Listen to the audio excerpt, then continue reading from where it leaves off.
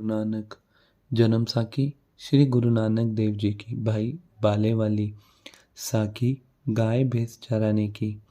एक दिन श्री बेदी कालू जी ने कहा, बेटा नानक, यदि तुम घर की गाय भैंस बाहर जाकर चरा लाया करो तो जहाँ यह पशु पेट भरकर आ सकते हैं वहाँ तुम्हारा आलस भी दूर हो सकता है।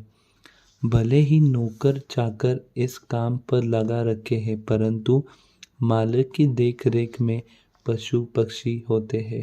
श्री कृष्ण भगवान अपनी गाय चराने के लिए जाया करते थे, वैसे तुम भी अपने पशु चराने जाया करो, यह मेरी हृदय इच्छा है। पिता आज्ञा से श्री गुरु नानक देव जी महाराज ने स्वीकार कर ली तथा गाय भैंस लेकर चराने के लिए जाने लगे। तब माताजी ने आपको भूखा लगने पर कुछ खाने के लिए दिया।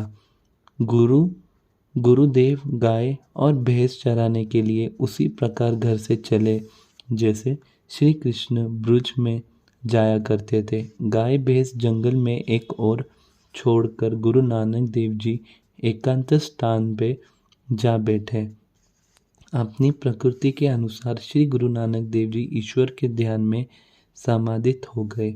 उधर गाय भैंस चरती चरती हरी भरी सुंदर खेती में जा घुसी। खेतों में से पेट भली कर प्रकार भर कर सभी पशु वही बैठ गए। खेती बहुत सी नष्ट भ्रष्ट हो गई। इतने में खेती का स्वामी आ गया। खेती को नाश देखकर वह गुरु नानक देव जी के पास आकर कहने लगा, हे नानक, मैं तुम्हें जानता हूँ, तुम पटवारी के पुत्र हो। मेरी खेती तमाम बर्बाद हो गई है। इसका उत्तराधिकारी तुम पर है, क्योंकि पशु तुम्हारे हैं। भाई, तुम नए चरवाहे बने हो। इस प्रकार उस जाट ने कुछ अधिक भी कहा। तब श्री नानक देव जी ने कहा, भाई, अधिक बोलने की आवश्यकता नहीं, तेरी तो हानि नहीं हुई, फिर व्यर्थ बोलने में क्या लाभ है। यदि किसी बेजुबान पशु ने मुख मार लिया तो इतने रोष में क्यों आते हो। परमात्मा ने इसी में उत्तरित कर देना, चिंता न करो।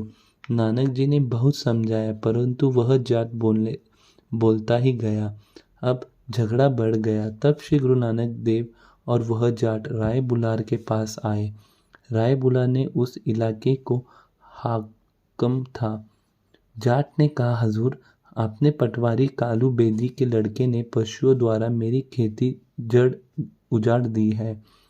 सुनने वाले लोग ने कहा, भाई, नानक तो मस्त लड़का है, इसके पिता को बुलाओ। कालू जी आए। राय बुलार ने कहा, भाई कालू, तुम अपने लड़के को समझाओ, इसने गरीब जाट की खेती नष्ट करवा दी है। इसका वह मस्ताना कार्य आपत्तिकार है। कालू जी ने उत्तर दिया, हजूर, यह बालक तो मस्त मौला है, कुछ काम नहीं करता। राय बुलार ने न्याय की दृष्टि से कहा, अच्छा, जो जाट की हानि हुई है वह दे दो।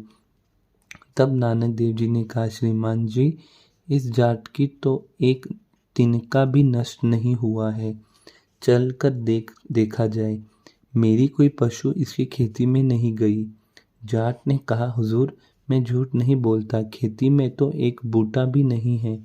अब खेती को देखने के लिए राय ने अपने सिपाही भेजकर सिपाहियों ने देखा तो खेती बिल्कुल ठीक थी, एक तिनका भी नुकसान नहीं हुआ था।